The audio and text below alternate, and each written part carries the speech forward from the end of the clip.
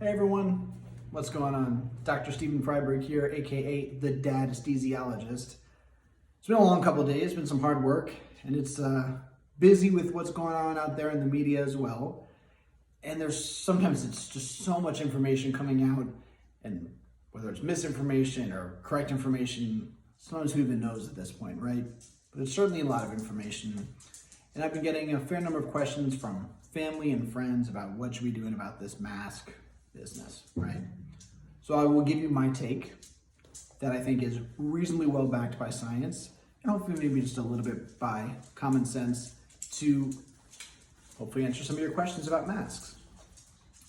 So the thing is, folks are really wanting to delve into the research about filtration ability and particle size, and is it really effective of filtering out, this amount of virus versus that? And to me, that's kind of irrelevant. Just use a little bit of common sense. How many of you were told, since you've been old enough to sneeze or cough, to cover your mouth when you sneeze or cough? I was. And I think that's generally considered good manners. I don't think anyone would much appreciate if you leaned over and sneezed into their soup or their face. And certainly, if you were to sneeze on someone, they would get more wet from your boogers if there was nothing covering your face than if there was something covering your face.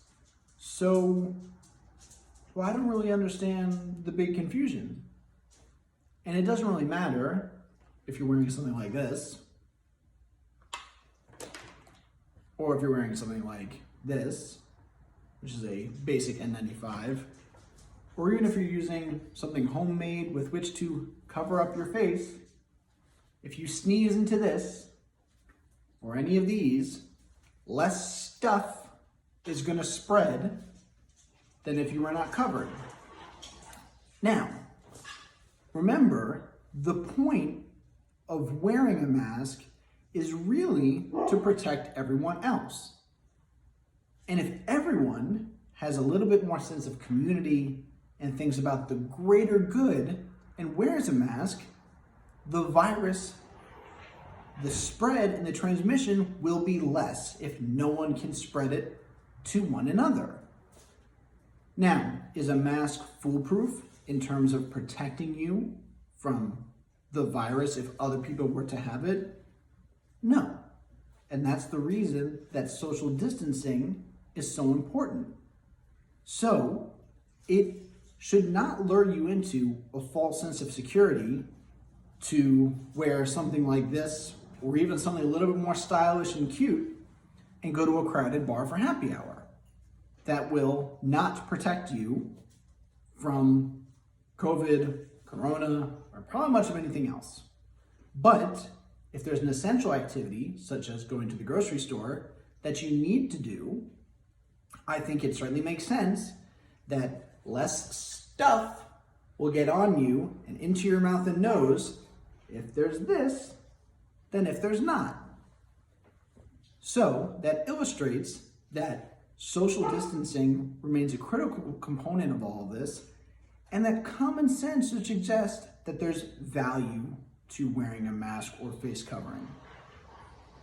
If you want to, again, delve into the filtration size and particles and oxygen, is it filtering out oxygen? It kind of doesn't matter. Let that be a concern for healthcare workers who are up and close taking care of patients with COVID or possibly with COVID, or industrial workers who are dealing with dangerous chemicals. That's the other story. We're just talking about common sense and common decency for your fellow man. Now, granted, there are safety concerns, or people have safety concerns about wearing a mask all the time. Well, I can tell you this much. I'm an anesthesiologist, and even prior to Corona, I'd say I wore a surgical mask, probably 80% plus of any given day. And I'm fine. Not gonna win any beauty contests, but that has nothing to do with the mask. And that goes the same for anesthesiologists all across the country, surgeons, and many other healthcare professionals who wear masks an overwhelming percentage of the time for very long durations, entire careers. And this has been going on for years and years and years with no significant long-term health problems that I've ever heard described. They do not affect your oxygen level.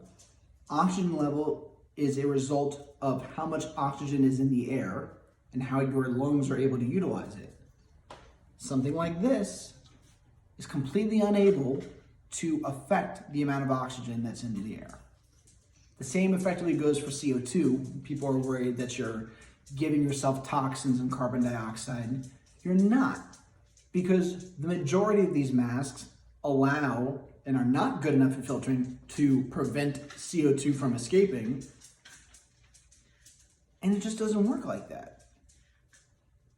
Now, for some people, especially if the mask is fitting tightly or poorly, or they have underlying health problems, it can certainly affect what's called the work of breathing, meaning how difficult it feels to be able to breathe in and out of a mask. It's an uncomfortable situation or an uncomfortable sensation, but again, unless you already have pretty significant underlying lung or even heart disease, it's not one that's going to dramatically affect your health. And if you have such significant heart and lung disease, you're at high risk from significant complications from COVID, and therefore should be social distancing very aggressively, and is really not much of a need to wear a mask if you're socially distanced. So I hope that gives you a little bit of insight, a little common sense, with a little bit of science to encourage you to please just help your fellow person out, because there's really very little harm. And even if all the science is wrong, maybe you help save another person's life. I think it's a pretty fair trade-off. After all, it's not legal to go running around without pants. And hey, I don't really like wearing pants, but I do it for you. Be safe, guys. Have a good night.